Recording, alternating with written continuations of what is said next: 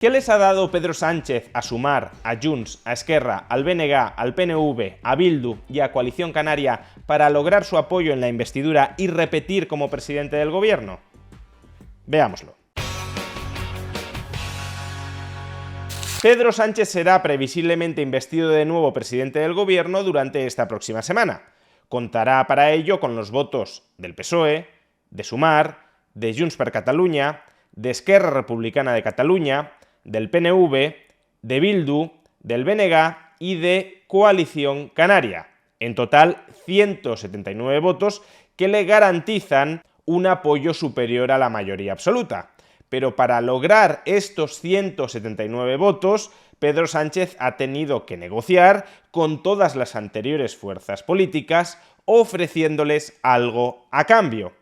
¿Y qué ha cedido? ¿Qué ha concedido Pedro Sánchez a Sumar, a Esquerra, a Junts, al PNV, al BNG o a Coalición Canaria para lograr su apoyo? Empecemos por su socio de gobierno, por Sumar. Para lograr el apoyo de los diputados de Sumar, Pedro Sánchez ha tenido que concederles medidas en materia de regulaciones y en materia de gasto público y fiscalidad. Entre las regulaciones que Pedro Sánchez se ha comprometido con Sumar a promover durante la próxima legislatura sobresalen la reducción forzosa de la jornada laboral hasta 37,5 horas, el encarecimiento del coste del despido, la persecución de los alquileres turísticos o la prohibición de los vuelos cortos cuando exista alternativa ferroviaria con duración inferior a 2 horas.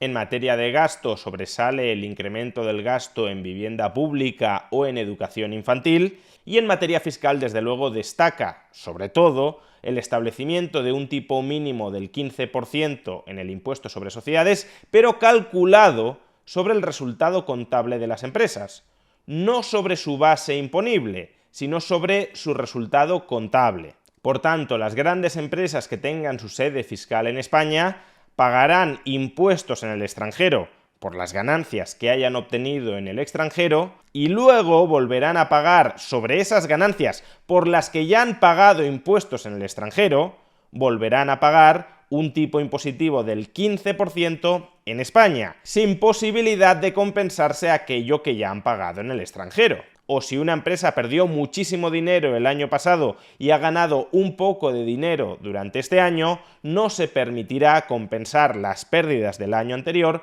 con los beneficios del año en curso. Por tanto, en el año en curso, como hay ciertos beneficios, se pagaría un 15% de impuestos, aun cuando, repito, el año pasado tuviese muy abultadas pérdidas. Se trata de una medida que convertiría al impuesto sobre sociedades de España en uno de los peores, con diferencia, del mundo. Por tanto, un impuesto sobre sociedades que en lugar de atraer y retener inversión, la expulsaría. Vayamos ahora con Junts per Catalunya. ¿Qué le ha concedido el PSOE a Junts per Catalunya para conseguir su apoyo en la investidura? Pues en primer lugar, lo que le ha concedido es una ley de amnistía que cubra todos aquellos delitos cometidos durante el procés de independencia català entre el año 2012 y el año 2023. Y a su vez, el PSOE también le ha concedido a Junts per Catalunya una mesa de negociación con un relator internacional en la que se traten temas tan diversos como el referéndum de independencia de Cataluña, la hacienda catalana propia, y por último, la extensión de la ley de amnistía para incluir casos que en las comisiones de investigación parlamentarias sean decretados como casos de lawfare, es decir, de judicialización de la política. A su vez, el PSOE también ha llegado a un acuerdo con Esquerra Republicana de Catalunya. Un acuerdo que guarda bastantes paralelismos con el de Junts per Catalunya, pero que no es idéntico. En primer lugar, en ese acuerdo también se contiene la aprobación de una ley de amnistía. Pero, en segundo lugar, encontramos otras medidas que no están incluidas en el acuerdo con Junts. Por ejemplo, la condonación de 15.000 millones de euros en deuda pública de la Generalitat Catalana, deuda pública que sería socializada entre el conjunto de los españoles. A su vez, también se le ha concedido el traspaso de la titularidad y de la gestión de cercanías en Cataluña y, por último, un incremento de la inversión estatal, de la inversión de los presupuestos generales del Estado, en Cataluña. Por ejemplo, el Estado central invertirá varios cientos de millones de euros en los Mossos d'Esquadra, o en la Administración de Justicia catalana, o en la investigación y desarrollo que se ejecute dentro de Cataluña. ¿Más pactos alcanzados por el PSOE para garantizarse la investidura de Pedro Sánchez?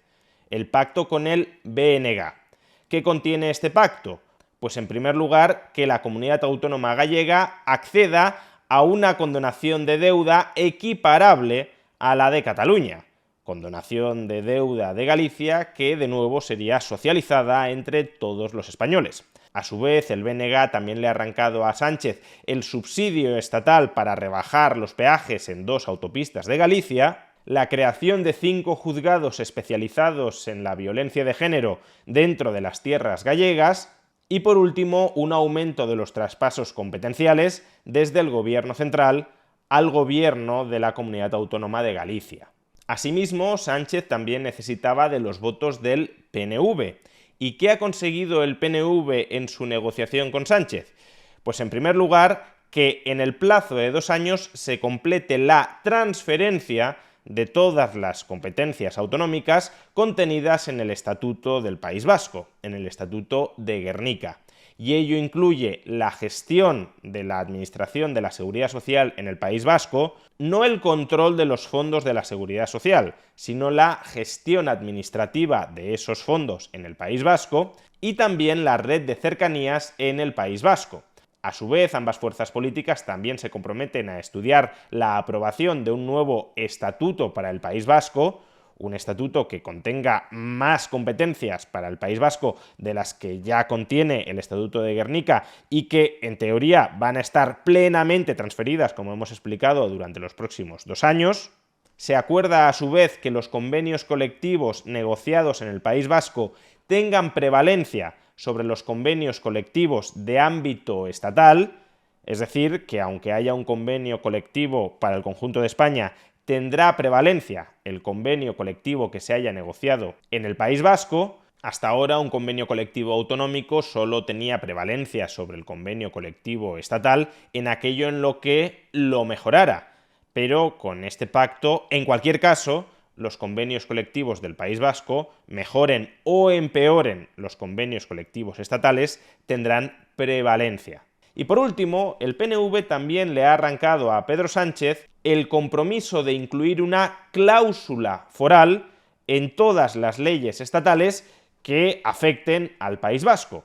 Es decir, por ejemplo, si se aprueba una reforma laboral para toda España, esa reforma laboral, como también afecta al País Vasco, tendrá que incluir una excepción específica para el País Vasco. Y esa excepción, ese régimen jurídico especial dentro de esa ley para el País Vasco, ha de ser negociada con el PNV. Es decir, el PNV ha de aceptar el contenido de esa cláusula foral, que no será más que el modo en el que esa legislación estatal se aplicará específicamente en el País Vasco. Y el último de los acuerdos de investidura a los que ha llegado, al menos oficialmente, Pedro Sánchez, ha sido el acuerdo de investidura con Coalición Canaria. En este caso, y como los votos de Coalición Canaria no eran en absoluto necesarios, simplemente han sido una comparsa para legitimar adicionalmente la presidencia de Pedro Sánchez, pues lo que ha conseguido Coalición Canaria de Pedro Sánchez ha sido prácticamente nada. Lo que ha logrado es que el gobierno se comprometa a cumplir del todo los acuerdos que Coalición Canaria ya había conseguido con el gobierno en la tramitación de los presupuestos del año 2023. Vamos, que Coalición Canaria, a cambio de aprobar los presupuestos generales del Estado de 2023, alcanzó ciertos acuerdos con el gobierno no los ha cumplido y ahora, a cambio del apoyo en la investidura, el gobierno se vuelve a comprometer que ahora sí cumplirá con esos acuerdos. Te han engañado una vez y ahora quieres que te engañen 2 veces. Estos son todos los acuerdos de investidura a los que ha llegado oficialmente el PSOE. Digo oficialmente el PSOE porque Pedro Sánchez también recibirá los votos, y los necesita, sin esos votos no sería presidente del gobierno, de otro partido, de Bildu. Pero el PSOE no ha suscrito oficialmente ningún acuerdo de investidura con Bildu. En teoría, Bildu le dará sus votos en la investidura a cambio de nada, sin ningún tipo de contrapartidas. pero es poco verosímil que eso sea así. Lo que en todo caso sucederá es que esas contrapartidas no se han explicitado, no se han puesto negro sobre blanco en un documento que conozca a la opinión pública española, porque serían contrapartidas a las que se opondría esa opinión pública española y por tanto son contrapartidas que tendrá que ir concediendo el PSOE a Bildu poco a poco y a ser posible de manera no transparente. Pues estas son todas las concesiones, o mejor dicho, las concesiones más destacadas, más importantes, que ha tenido que otorgar Pedro Sánchez al resto de fuerzas políticas parlamentarias para garantizarse su apoyo en la investidura y lograr repetir como presidente del gobierno. No todas esas concesiones son concesiones negativas. En particular, todas aquellas que suponen una mayor descentralización efectiva del poder político, es decir, que vacían a Pedro Sánchez de poder político, en principio son buenas noticias. El problema en este punto no es tanto que se produzca esa descentralización, sino que se produzca de manera asimétrica. Por ejemplo, los convenios colectivos negociados en el País Vasco tendrán prevalencia sobre los convenios colectivos estatales. Pero ¿por qué los convenios colectivos negociados en la Comunidad Autónoma de Madrid no van a tener prevalencia sobre los convenios colectivos estatales? ¿O por qué a Cataluña y al País Vasco se les cede la titularidad y la gestión de la red de cercanías y a la Comunidad Autónoma de Madrid no? Que puede haber autonomías que no quieran esas competencias, pero si una autonomía quiere ese régimen competencial, debería poder acceder a él, aun cuando Pedro Sánchez no necesite del voto de los diputados de partidos regionalistas o nacionalistas electos en esas regiones.